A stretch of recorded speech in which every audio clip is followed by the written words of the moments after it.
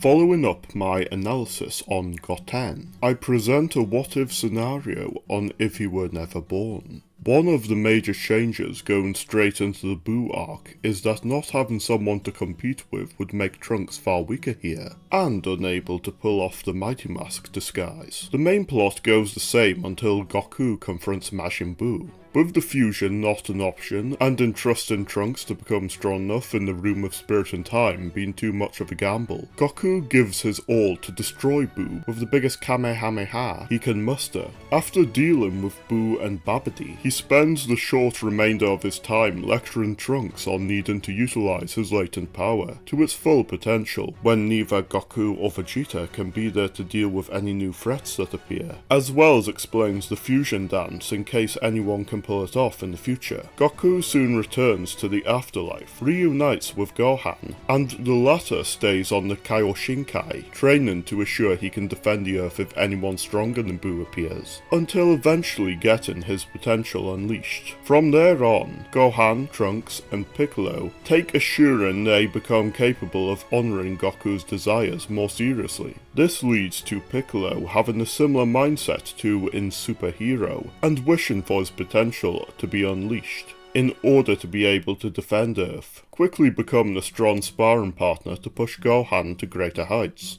and become a personal mentor to Trunks. Tarbell is saddened when hearing of his brother's sacrifice when arriving on Earth, and Trunks deals with Abor and Kador by himself. Moving into Super, the lack of the necessary Saiyans leaves Beerus not having the Super Saiyan God dream, and going to sleep shortly after waking up. When Frieza shows up, each of the main trio are capable of besting Frieza's true form, but are quickly overpowered by Golden Frieza. Piccolo puts up more of a fight than the Saiyans when having done Shugyo more intensely, to utilise the potential that was unlocked, but is still quickly bested, until the situation allows him to awaken his orange transformation, and quickly put an end to Frieza, before dealing with Sorbet too, in case he were to find and target New Namek. The Universe 6 tournament and the Tournament of Power don't occur, meaning Zamasu never swaps bodies with anyone, and simply tries to listen to Goasu's advice, with Trunks' timeline being spared. When Moro starts to become active, Meris seeks out Piccolo, who brings Gohan and Trunks with him. Without Shunkan Idor, they would be incapable of getting to New Namek before Moro, and arrive after he has managed to gain his wishes. Furious at his people's demise, Orange Piccolo tries to quickly stop Moro with a frontal charge, but is unprepared for his magic, and has his energy drained before he can land a hit, with Moro being curious enough on this ability to have 7-3 copy it, and then take Piccolo's life. Gohan's rage has him achieve his beast form, with him outspeeding Moro before he can use his magic, and slaying him with a single attack. 7-3 proves a challenge though, with Piccolo's greater desire to become stronger than Gohan's, who balanced training and his personal life, making the latter not as strong without Beast than had he went through the Tournament of Power. But the addition of Trunks backing him up, and Meris doing what he can without relying on his angelic power, eventually causes 7-3's time limit to be reached, with Gohan swiftly defeating him. With the Namekians completely wiped out, Gohan is distraught and the Namekians seem to be gone forever, until return to Earth, where Dende brings up the possibility of some Namekians still being revived, with some having been born since emigrating to New Namek. It's at this point that Piccolo communicates with Gohan, having scouted out Kaio, who has informed him that the Namekian Dragon Balls have been restored due to Muri making Eska his successor. He tells Gohan to go revive all of Moro's victims, and how proud he is to have had Gohan fully take up the mantle of both Goku and Piccolo. Meris had marked the coordinates of New Namek before leaving there, as a reference in case becoming relevant, allowing the group to only take a few days to get there. Moro's victims are revived, and, for the next wish, Trunks asks if his father can still be brought back. Porunga informs him that Vegeta's soul has long since been cleansed and reincarnated, much to Trunks' dismay. It's once he returns to Earth though that Dende informs him of a boy he saw possessing great reactivate dormant power, and deduces that this is Vegeta's reincarnation, taking the place of the reincarnated Boo, who simply stayed in hell when not wanting to have his soul cleansed, and not being deemed as uncontrollable as his pure self, for Enma to consider it necessary. For simplicity though, I'll still refer to the boy as Oob.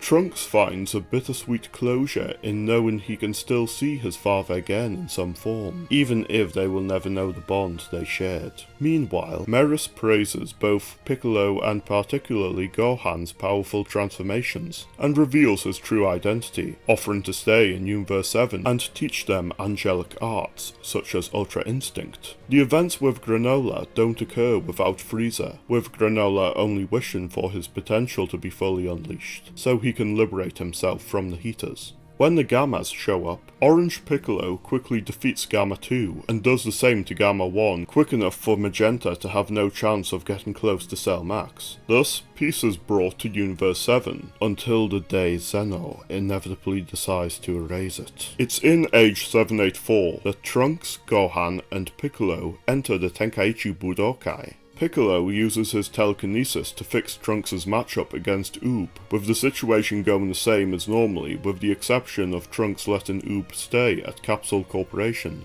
and financially reimbursing his family. This occurs regardless of Super, with Trunks simply discovering of Vegeta's reincarnation from Dende at a later date. For the GT timeline, Oob's graduation lesson against a Trunks far stronger than the one we know concludes in a draw, with their far more intense battle than what Goku would normally partake in, offering just enough time for Pilaf to gain his wish with the ultimate Dragon Balls, though it wouldn't go the way he'd think for similar reasons to what I've mentioned before. With Trunks being deemed enough, he and the stowaway Pan adventure into space, with Trunks soundly beating Regic on Omega, being so overwhelmingly strong that even Lude's durability can't withstand him, and making quick work of Rild on M2, when his regular strategy would leave Pan in too much danger. Baby still survives their encounter, but is unable to possess Trunks on Pital, with him injuring and possessing Pan instead. Trunks doesn't have it in him to vaporize her, but Baby lacks the power to injure and possess Trunks, with him instead using their standoff as an opportunity to flee. When arriving on Earth, Baby's ambitions are quickly countered for a similar reason in him not having a good stepping stone to possess Piccolo or Gohan. Instead, he bides his time planting eggs in the rest of Earth's inhabitants aside from Oob, while keeping a low profile until the ultimate Dragon Balls are returned. He then has Dende use them immediately to wish for Baby to be able to possess the descendant of the one who orchestrated the Sifruyan's demise, Trunks, descendant of Kin Vegeta.